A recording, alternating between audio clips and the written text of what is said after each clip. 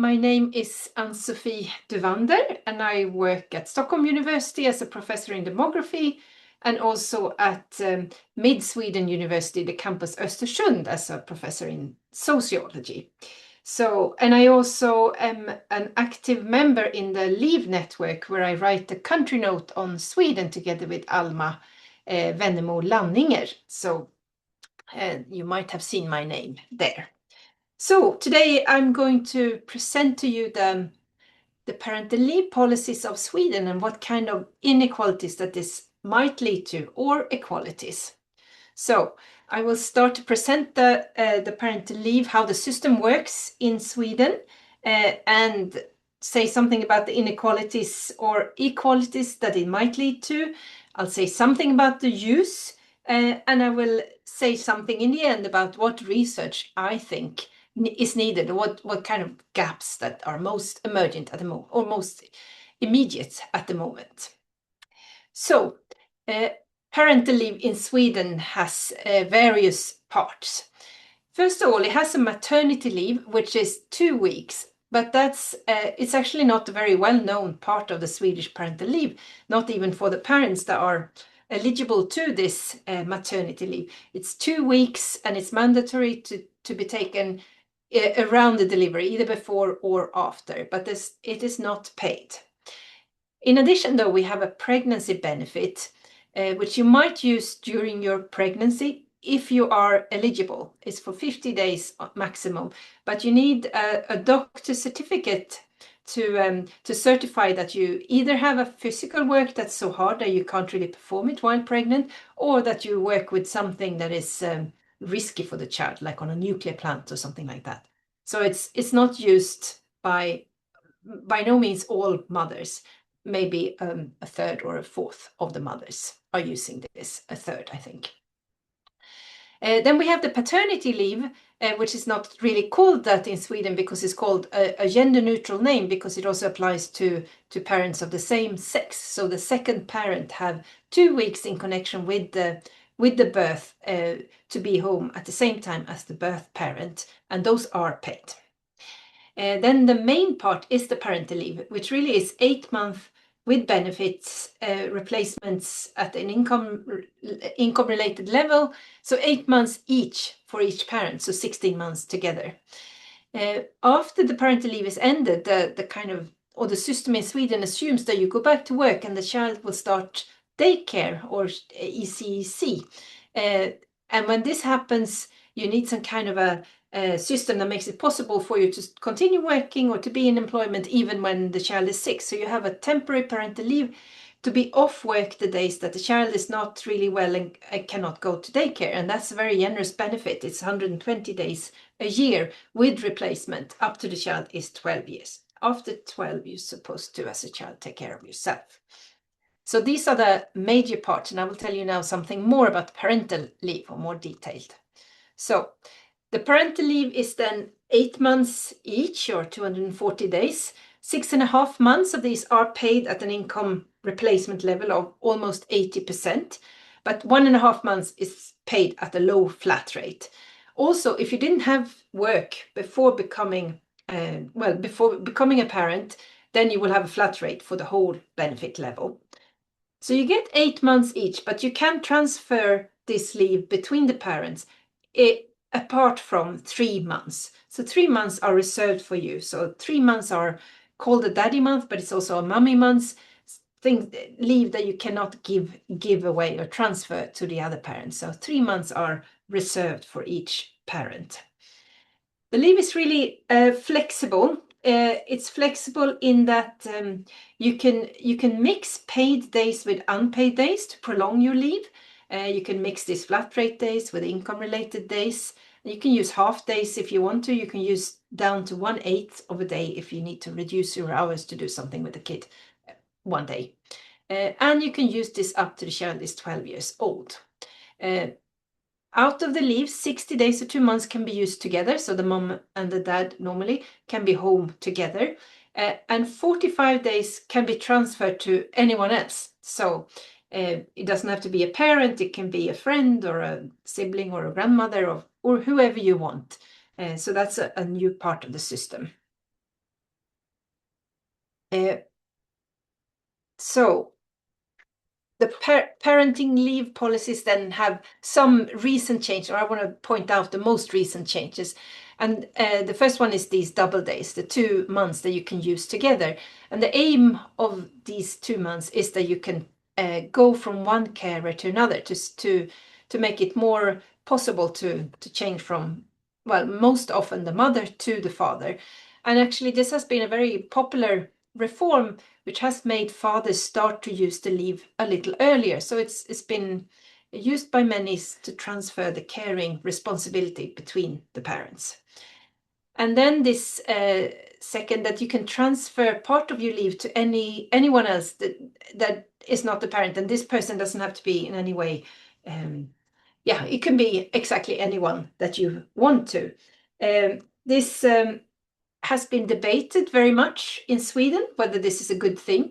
It's debated because it might lead to cheating, it might lead to more gender unequal use, fathers transferring days to a woman, and also because it it doesn't really align with this individual social insurance system that we have in Sweden.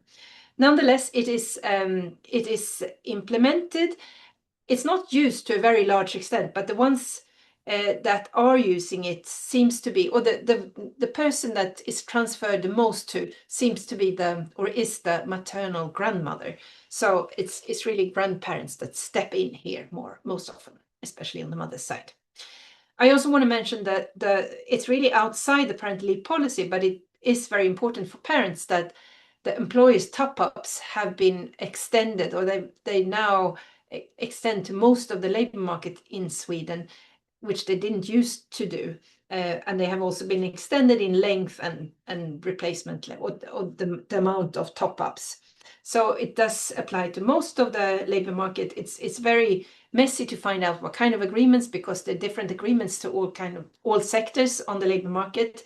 But still, there are agreements for most parents that are employed, which makes a difference to non-employed parents, really larger than this income replacement level. So if we are to talk about inequalities reducing or reducing or generating elements of the parental leave, I want to say something about that. It's good to start with who is eligible, and all parents that are living in Sweden, residing in Sweden, are eligible to parental leave. But to get this income replacement, you are required to work for the 8 months leading up to delivery, and work on such a level that you get an income replacement, which is fairly high. So that really makes a big difference. And if you don't do that, or if you don't work the time during your pregnancy or the time leading up to delivery, you will get this low flat rate, and this difference in income compensation is really large. So that's one thing that makes the parental leave quite unequal, one can say. The other one is really for parents that take the main responsibility of the children. Sole custody. If you have sole custody of your child, you get the 16 months on your own. So both the mothers and the fathers, so both parents leave. But to get sole custody is very uncommon in Sweden. But something that is common is that you don't live together, both parents. So, and there's no residential requirement to be eligible to the parental leave. So we do have a fairly large amount of single mothers, in practice singles, but they share custody with the father. But those mothers only get half the leave themselves. The father can transfer 5 out of his 8 months if he wants to, but if there's a conflict, maybe he doesn't want to do that. And then these mothers are really in a very hard situation, difficult situation, because they don't really have parental leave that lasts them until they have right to access to childcare. So this is a group which is not really considered within the system. So what do we know about the take-up of parental leave in Sweden? Well, we know that almost all mothers are using parental leave, and 90% of all fathers are using it. And this 90%, this share of fathers, have increased over time, It especially increased when the first month was reserved for fathers, which was in 1995, but then it has proportionally increased. So since 2005, it was 80% or 79% of the fathers. So you can see that it has gradually increased along the way also since that. So parental leave is used by men and women, mothers and fathers, obviously, and mothers take about 73% of all leave today, and fathers 27%. So there's still a big difference between genders in how you take up the parental leave, but about 1/5 of all parents are sharing it more or less equally. So if you think it's equal to share sometimes between 40 and 60% to each parent, about 1/5 of the parents do so, and many more among the highly educated parents than the lowly educated parents. So there's a clear socioeconomic gradient in who is sharing it equally. If you look at the first 2 years, 24 months of the child's life, which is of course when most of the leave is used, fathers take on average 77 days and mothers 253 days. And this is for children born in 2023. Migrant background, income, and educational level are important factors in how you share the leave. And I will show you one figure on the difference by educational levels. So this is the father's share of the parental leave, the first 24 months. And I have 2 years here. I show it in blue for children born in 2014, and then in red for children born in 2023. And as you can see, the share that fathers is taking is increasing in all educational groups, but it's actually increasing most in the highest education and the lowest education. So the middle group is not increasing as much. But you can also see that among the ones with highest education, a PhD education, it's more than 30% that fathers are using more than 30%. But among the lower educated, the ones that have less than 9 years of primary education, it's less than 20%. So it's still a fairly large difference between different groups in how they use parental leave. Another thing is I said that it was flexible, and it's flexible in that you can combine paid and unpaid leave to a large extent. And this is done by both mothers and fathers, but it's done so more by mothers. So the actual length of leave is more than the benefit days. So mothers mix unpaid and paid leave days a lot. Fathers do so as well, but you can see it more on the mother's leave. So ECEC, or Early Childhood Education and Care, is guaranteed in Sweden from 12 months. And it's used by most children, maybe not for 12 months, but from about 1.5 years old, depending on really when the semester starts, when the autumn starts, depending on when you're born as a child, and then when the semester, how that relates to the start of the autumn, because in the autumn, of course, all the kids go to school and there's more places in the ECEC. But I want to point out that there is a childcare gap that is not then accommodated for the single parents with shared custody. That is not really considered, and this is not really talked about too much either in the Swedish system. So to say something final about the parenting leave policies in Sweden and equality, I want to show you this. So to consider gender equality in Sweden, you need to consider that in connection to economic and social inequalities. It does matter what income you have, what educational level you have, and these are of course indicators of your position on the labor market, and also social inequalities in, for instance, family type. These are really interconnected as it is today in Sweden. So it's hard to talk about just difference between women and men. You need to see these other characteristics as well.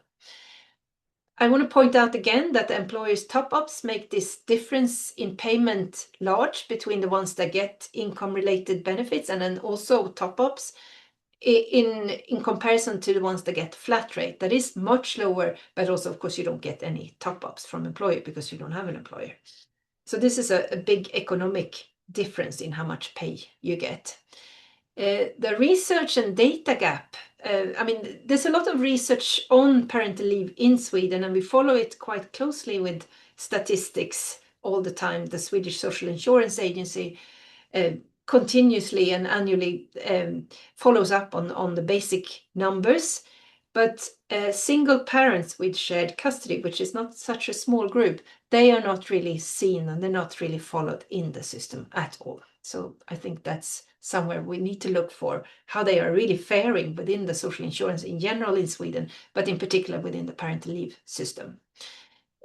So if I am to say something about the current problems of inequalities in Sweden, it's really that the parental leave is so closely related to the labor market position, and the labor market positions among parents is really more shaky today. So it's not so clear that you have a permanent employment that you can then go from and be on parental leave. And as this is becoming more and more difficult and the labor market is changing to different kind of gig works and temporary works and project works, then it's hard to have the parental leave based on this labor market position.